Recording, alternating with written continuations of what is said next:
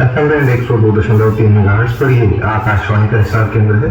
दोस्तों अभी आप सुन रहे थे विविध भारती मुंबई से प्रसारित कार्यक्रम और अब समय है नमस्ते हिसार का। जी हाँ दोस्तों, रोज सुबह 10 बजे हम आप सभी के साथ होते हैं कार्यक्रम में नमस्ते।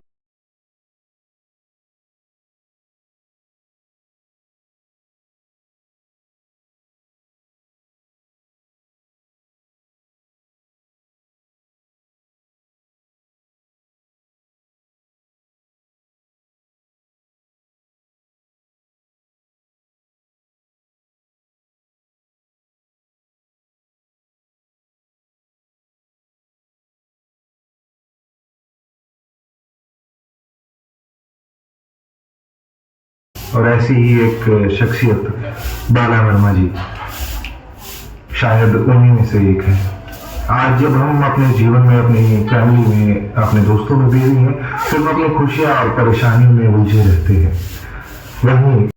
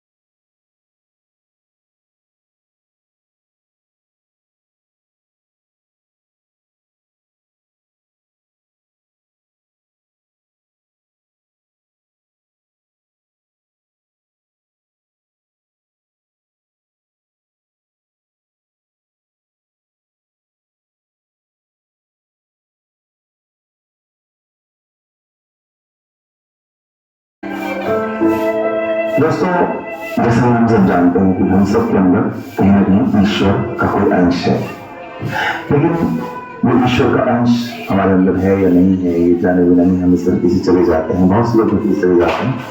कुछ लोग ऐसे होते हैं जो उस ईश्वरीय अंश को न सिर्फ पहचानते हैं बल्कि उसे इतना बड़ा कर लेते हैं कि उनके अंदर साक्षात ईश्वर हमें नजर आने लगता है। आज ऐसी एक शख्स हमारे सामने बैठी है जो कि मुझे ऐसा लगता है कि इन जैसा होना वाकई मुश्किल नहीं, असंभव सा है। मेरे साथ हैं बाला वर्मा जी, जो कि भाग्य श्री महिला आश्रम चलाती हैं। कहने को तो ये सिर्फ आश्रम है, लेकिन यहाँ पर जो कार्य किया जाता है वो इतना कठिन है कि अगर हम उसके बारे में सोच भी लें तो हमें लगे कि वाकई में कितना कठिन काम है। हमारे लिए सोचना भी कठिन है और वो ये काम रोज करती हैं। तो आइए उन्हीं से जानते हैं कि उस महिला आश्रम में वो क्या करती हैं। स्वागत है बालाजी आपका हमारे स्टूडियो में। बहुत बहुत धन्यवाद सर। तो भाग्यश्री महिला आश्रम क्या है और क्या करती हैं आप इसमें? एक्चुअली वहाँ पे वो माताएं बहनें होती हैं जो अपने घर से निकल चुकी होती हैं मानसिक पीड़ित होने के कारण, और फुटपाथों पे रहकर अपना जीवन पशुओं की तरह बदतर जीवन जीने को मजबूर हो जाती है। जो जख्मी हालात में फुटपाथों पे रहती है, कीड़े पड़ जाते हैं जिनके शरीर में दाद, खारिश, खुजली, बहुत सारी बीमारियों को झेलती होती फुटपाथों पर रह रही होती है, उन महिलाओं का, उन माताओं का हम रेस्क्यू करते हैं और उनको खाना पीना, उनको दवाइयों की व्यवस्था उनकी करते हैं। और हमारा उद्देश्य रहता है कि उनकी रिकवरी के बाद जैसे कैसे उनको घर तक पहुंचाया जाए, तो हमारा उद्देश्य उनको परिवार तक पहुंचाना होता है। कितने समय से आप ये काम कर रही हैं? करीब 4.5 साल से एनजीओ रन कर रहे हैं, आजाद नगर के अंदर है, भाग्यश्री महिला आश्रम के नाम से। बालाजी, शुरुआत कैसे हुई, कैसे थॉट आया? मतलब सारी दुनिया कुछ डॉक्टर बनने में लगी है, कोई इंजीनियर बनने में लगी है, कोई कुछ करना चाहता है जिंदगी में। बीइंग ए गर्ल, क्या थॉट आया आपको कि एक ऐसा आश्रम खोला जाए जहाँ पर इस तरह की महिलाओं के लिए आप कुछ कर पाए? भावना थी कि कुछ अच्छा करना चाहिए। मौत निश्चित है, एक दिन सभी को इस दुनिया से जाना है, तो जाने से पहले कुछ ऐसा नेक काम करें कि हमारे मरने के बाद लोग हमें अच्छे कर्मों के लिए याद करें। तो मैं और भाई बलवान, दोनों बहन भाई ने मिलकर एक एनजीओ शुरुआत करने की सोची, और हमने उन महिलाओं का सिलेक्शन किया जो जिनको अपने घर परिवार के बारे में कुछ पता ही नहीं होता, जो मानसिक पीड़ित हैं, जिनको लोग भी पास से गुजर जाते हैं, जो सड़ी गली बदतर हालात में रह रही है। हमने उन महिलाओं को रखने का निर्णय लिया और उनके खाने पीने की व्यवस्था हमने किराए की बिल्डिंग में शुरू कर दी। उन्हीं के बारे में क्यों सोचा आपने? मतलब ये वो वर्ग है, मुझे लगता है सोसाइटी का, जिसकी तरफ कोई देखना भी पसंद नहीं करता। आपने उनको अपने यहाँ ला करके उनको ठीक करने का सोचा। वो पहला इंसिडेंट क्या था?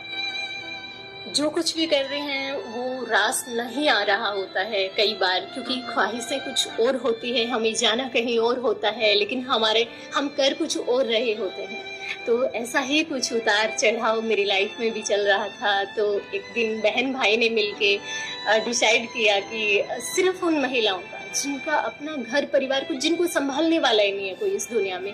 हाँ, बहुत सारे जिनके घर परिवार हैं, बुजुर्गों को घर से निकाल दिया जाता है, मानसिक रूप से जो ठीक होते हैं उनको कहीं ना कहीं, चाहे उनकी जमीन जायदाद है, उनकी पेंशन आ रही होती है, तो कहीं ना कहीं वो अपना गुजारा कर सकते हैं। लेकिन वो क्या करे जिनके पास परमात्मा जी ने बुद्धि नहीं दी है, या अपनी कर्म किस्मत के कारण उनको वो बुद्धि नहीं मिली है, वो पशुओं की तरह अपनी जिंदगी जी रहे हैं। तो हमने सिर्फ उन्हीं का सिलेक्शन किया जो फुटपाथों पे है और जिनको अपने बारे में कुछ पता ही नहीं है, मुझे क्या खाना है, कब खाना है, क्या पहनना है।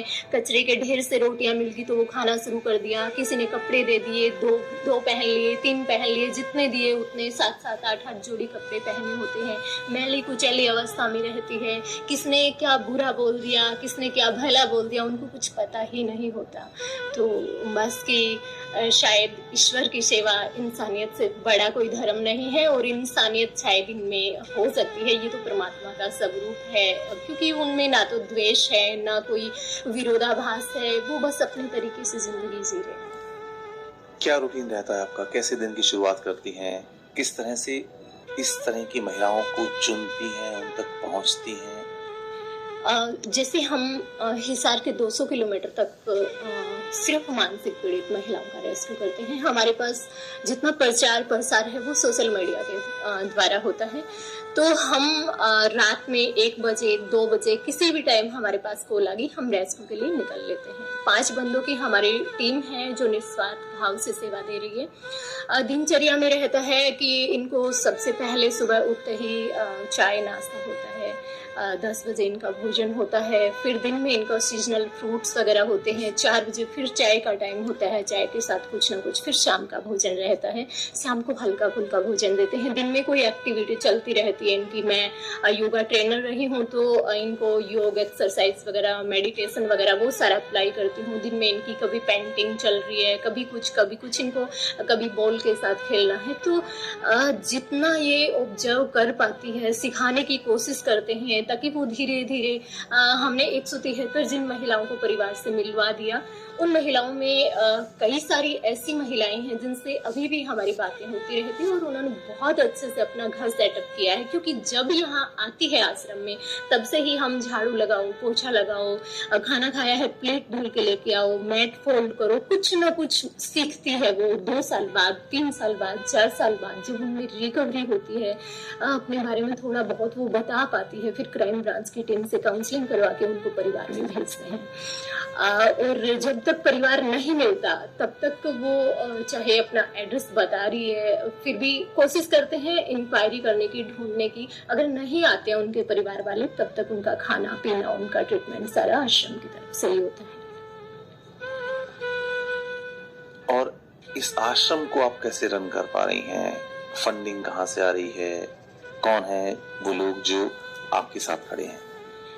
जब आश्रम की शुरुआत करी थी तो बहन भाई दोनों ने मिलकर शुरुआत करी थी। हमने 10-12 लाख इन्वेस्ट करके और इनकी बेड की व्यवस्था, इनके कूलर, फ्रीज, डीप फ्रीज जैसे इनकी व्यवस्था करके हमने एक किराए की बिल्डिंग में शुरुआत किया था। उसके बाद हमने चंदन नगर से आजाद नगर में शिफ्ट किया 1 साल के बाद। 1 साल तक हम लगातार प्रचार, जितने भी सार्वजनिक जगह हैं, रेलवे फुटपाथ है, पुलिस स्टेशन है, हर जगह हमने बैनर लगाए, पोस्टर लगाए। उसके बाद हमने जब आजाद नगर में शिफ्ट कर लिया तो उसके बाद हिसार के समाज सेवी लोग, समाज सेवी संस्थाएं हमारे साथ जुड़ना शुरू हो गए थे और सपोर्ट करना शुरू कर दिया था। जितने भी लोग जुड़े हैं लगभग सोशल मीडिया के थ्रू ही जुड़े हैं। भैया CSC सेंटर का काम करते थे, उनका खुद का अपना डीजे था, फोटो स्टूडियो का काम था, तो उन्होंने अपना सारा कुछ छोड़ के और यहाँ आश्रम में सेवा देना शुरू कर दिया था। मैंने भी अपनी जॉब वगैरह छोड़ के और फिर उसके बाद यहाँ पे 24 घंटे हम 5 बंदे आश्रम में ही रहते हैं। तो रात में भी कई बार पुलिस वाले किसी भी मानसिक पीड़ित माता को छोड़ने के लिए आ जाते हैं, उस टाइम भी हमें रिसीव करना पड़ता है। जब शुरुआत की थी तो एक जुनून था, लेकिन वो जुनून आज तक बना हुआ है, कैसे? कोई भी महिला को, कोई भी माता को जब हम रेस्क्यू करते हैं तो जिस अवस्था में, जिस हालात में वो वहाँ फुटपाथ पे सड़ रही होती है, उसका दर्द खुद की तकलीफ से कहीं ना कहीं कई गुना ज्यादा दिखाई देता है। आज भी जब एक पेशेंट को लेके आते हैं तो उसके कीड़े निकालते होते हैं तो दर्द होता है उसे, लेकिन मुझे ये पता है कि कई बार उल्टियाँ भी आती है, बदबू भी आती है, तो लगता है इसका दर्द मेरे दर्द से कई गुना ज्यादा है। आज भी हर किसी की तकलीफ को देख के ये लगता है कि इसका दर्द बहुत ज्यादा है, इसलिए मेरे को लगातार बने रहना चाहिए। बहुत ही खूबसूरत बात कही आपने कि मुझे लगातार बने रहना चाहिए, क्योंकि इनका दर्द हमारे दर्द से कहीं ज्यादा है। बहुत ही बढ़िया। कौन कौन सी प्रॉब्लम्स हैं जो आप फेस करती हैं रूटीन में? आपको लगता है कि ये चीजें नहीं होनी चाहिए, हो रही हैं?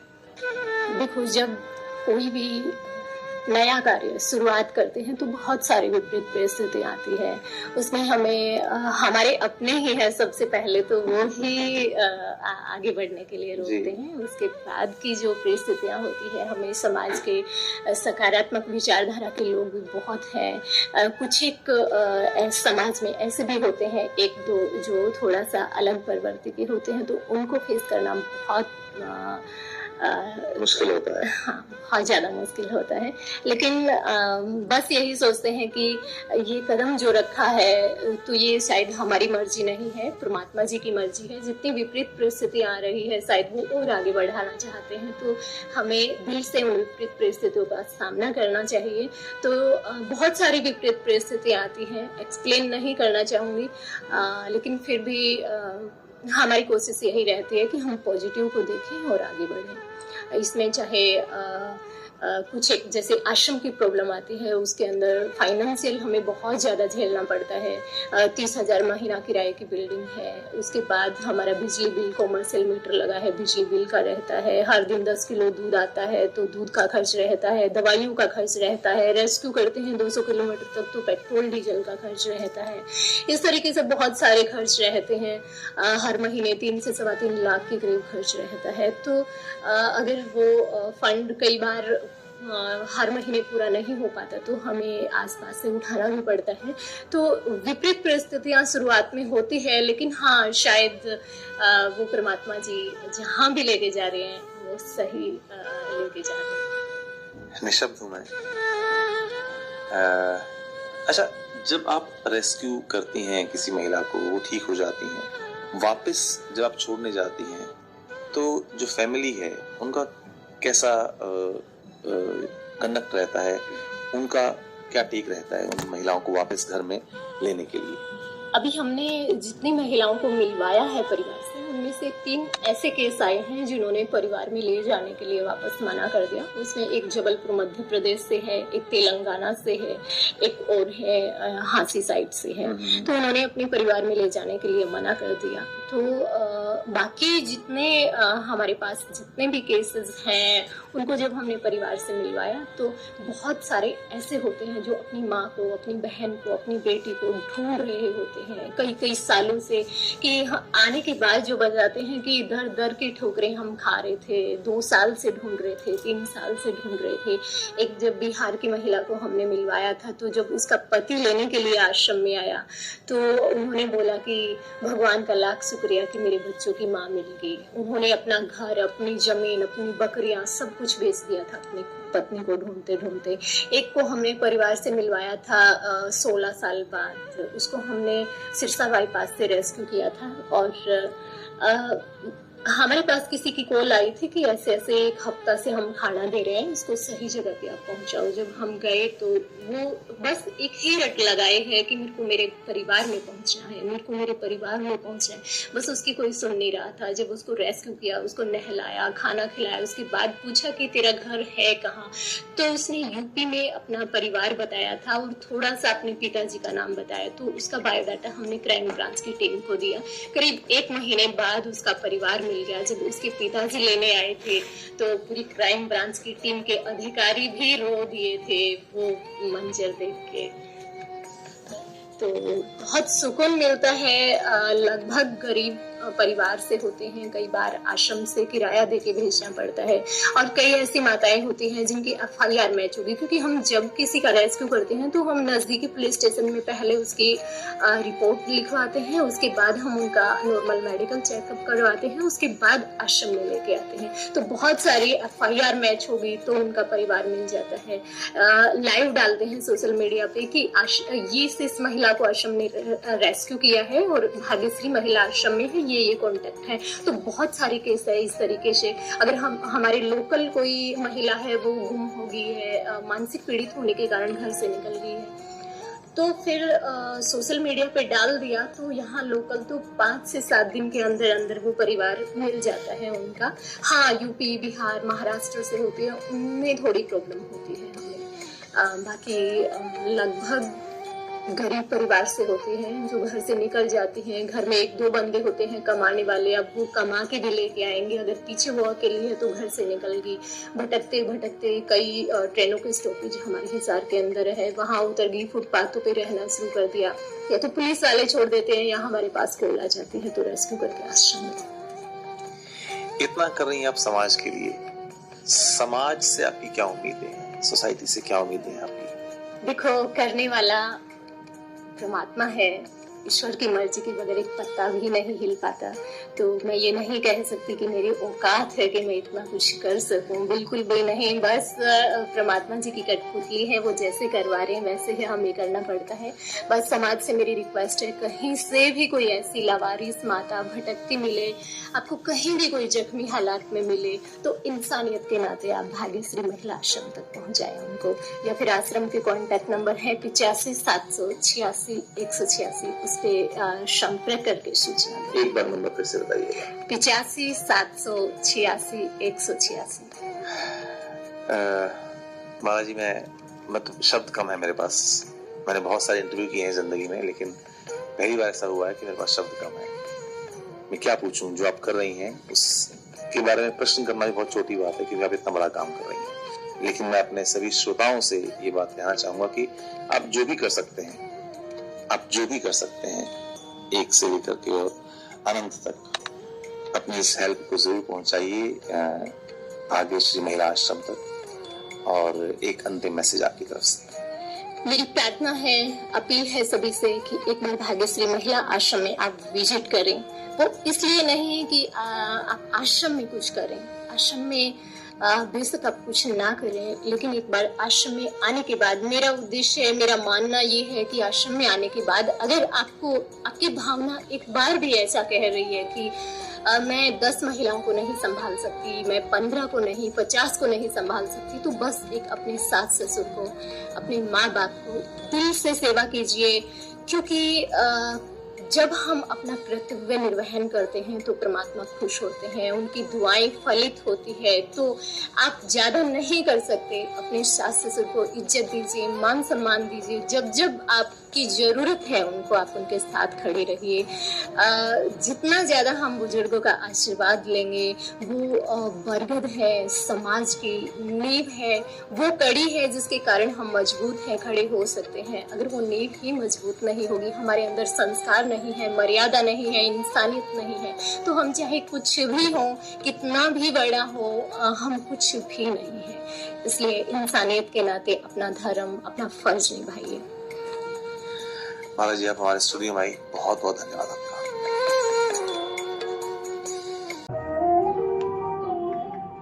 दोस्तों, सच में ये छोटी सी बातचीत हमारे रोंगटे खड़े कर देने वाली थी, क्योंकि ऐसी शख्सियत शायद हम में से कुछ लोग जानते होंगे और कुछ लोग नहीं जानते होंगे। आश्रम का नाम सुना होगा और वहां पे गए भी होंगे, लोग भी देखे होंगे, लेकिन ऐसा आश्रम जहां वो है जिन्हें उनके घर का पता नहीं है, उनका खुद का पता नहीं है, उनके खुद के खाने का उन्हें पता नहीं है, कितना खाना है, क्या करना है, और ऐसी महिलाओं को आश्रय देना, उन्हें संभालना, उनकी देखरेख करना अपने आप में एक बहुत बड़ा काम है। और ऐसा ही काम कर रही है बाला वर्मा जी। आप सभी से गुजारिश करना चाहेंगे कि अगर कभी भी आपको कोई ऐसा व्यक्ति मिले जिसको जरूरत है, तो हम उसका आसरा जरूर बनेंगे, किसी न किसी रूप में मदद जरूर करेंगे। और अगर ऐसी कोई महिला दिखती है तो आश्रम का नंबर एक बार फिर से बता दें, 8570086186। तो वहाँ जरूर बताएं और इंसानियत के नाते देश के लिए कुछ ना कुछ जरूर करें। इतना तो नहीं कर सकते, लेकिन जितना हमारे वश में है हम कर सकते हैं, उतना इस संसार के लिए इंसानियत के नाते जरूर कीजिए।